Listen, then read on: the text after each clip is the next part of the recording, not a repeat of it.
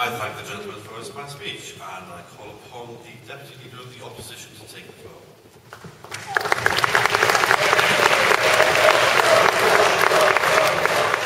Thank you very much, Mr. Speaker. Thank you all for being here.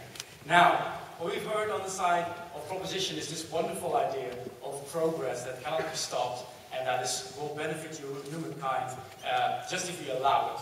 And we say no, we have to take into account the reality of our time and of our society and what consequences will arise from it. I mean, the invention of nuclear fission, for instance, in the 1940s might have been better postponed to a time where we had world peace and so forth, instead of a time where we had lots of countries willing to kill each other. We don't think that any technology that arises should be immediately implemented, and we don't think that this should be the case with genetic enhancement.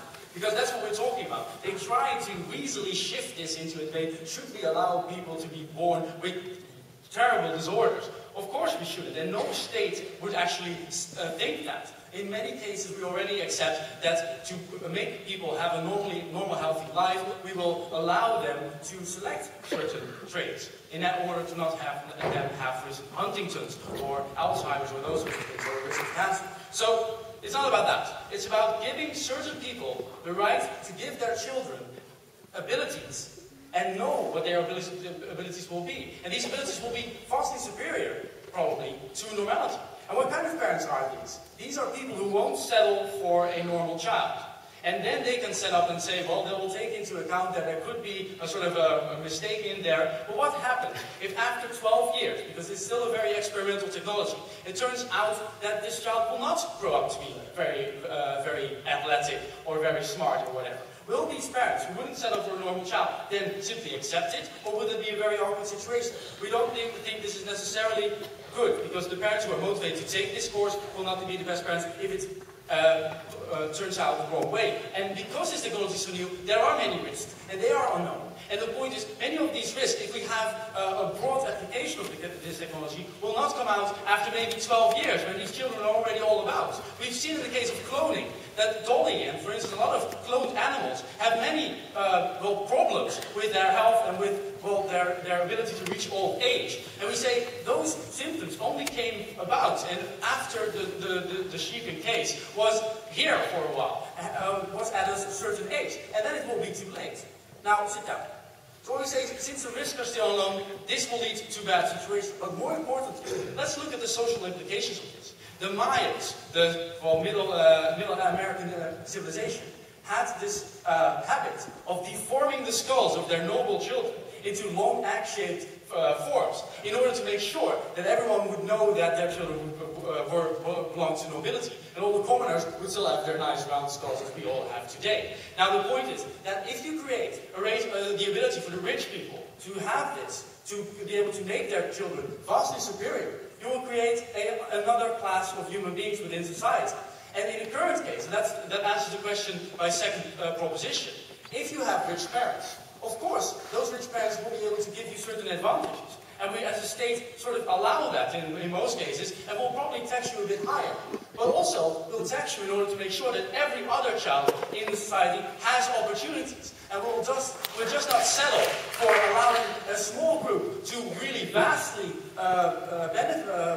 give their children advantages in comparison to all others. That's why we have tax on inheritance, for instance. So what we say is, look, if you allow this is a very expensive procedure.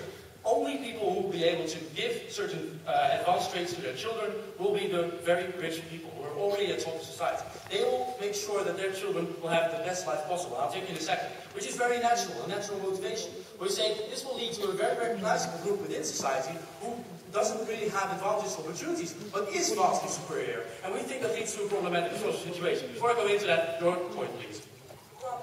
On one hand, you're saying this is going to so help those people. On the other hand, you're also saying we're already doing this. On the other hand, you're saying this is experimental and will create mutants. How is that? Okay, well, there's a difference between selecting between embryos, which gender they will have, and making sure that male-related diseases will not happen because you choose a female embryo in very isolated cases, and actively rewriting genetic codes in order to enhance intelligence and all sorts of other traits. With that particular procedure, we don't have any experience, and we don't know what the consequences will be.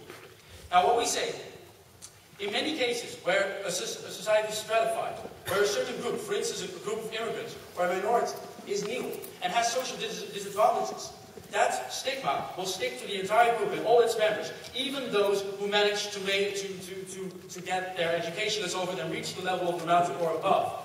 And we say, what if you have a recognizable group within society that is not part of the new superhuman upper class? Everyone else basically is that, and those are the children of normal people who cannot afford this procedure. And what happens if the difference in looks and appearance and so forth is actually based on an objective difference in quality of intelligence and so forth? It's not just a prejudice in this case, it's actually true. Imagine what sort of society will result from that. We certainly don't think that humanity has gone past these sorts of forms of discrimination and of lowered expectations and of not being very harmonious together to be able to have these sorts of tensions within society and to be able to deal with it. Now your point, why is this socially just? We as a society, as a state, tell parents, do best for your children.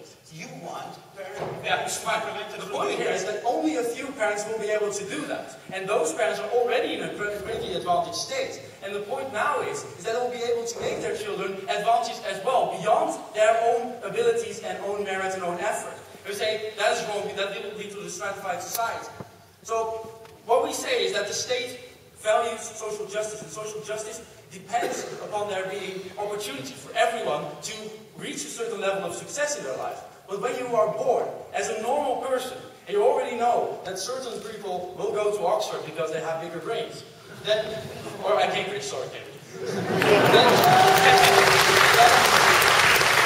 There is no chance of you ever reaching the halls of power, of you ever being as successful as they are. Or your teachers might even dismiss your chances of being successful because you are one of the normals.